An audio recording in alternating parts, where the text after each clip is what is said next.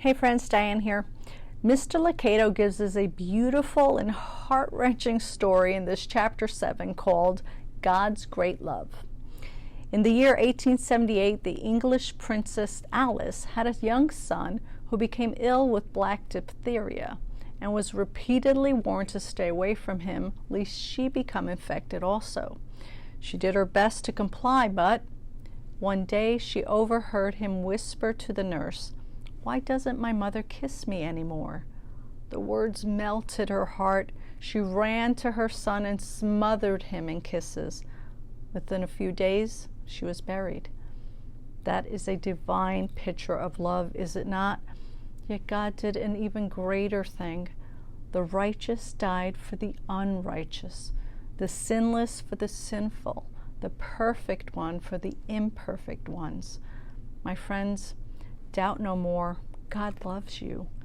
He is not waiting for the infection of sin to be cured before he smothers us with his kindness.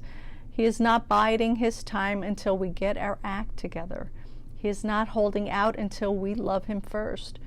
God loves you right here, right now. As a matter of fact, we could not love him unless he loved us first.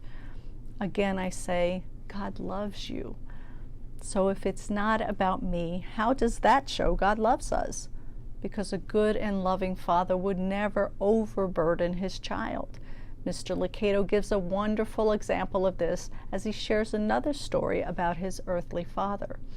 He explains how his dad was an oil field mechanic who loved and was excellent at fixing cars. Unlike his dad, though, Mr. Lucado was certainly not skilled in that area. So he says, "My ignorance left my dad with a precarious position.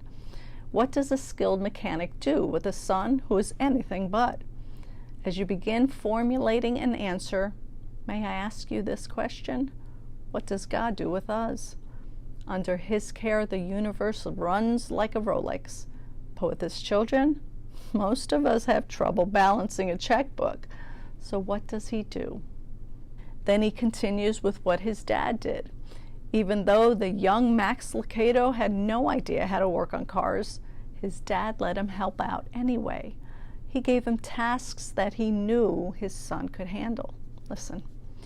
He gave me jobs to do, holding wrenches, scrubbing spark plugs, and he knew my limits.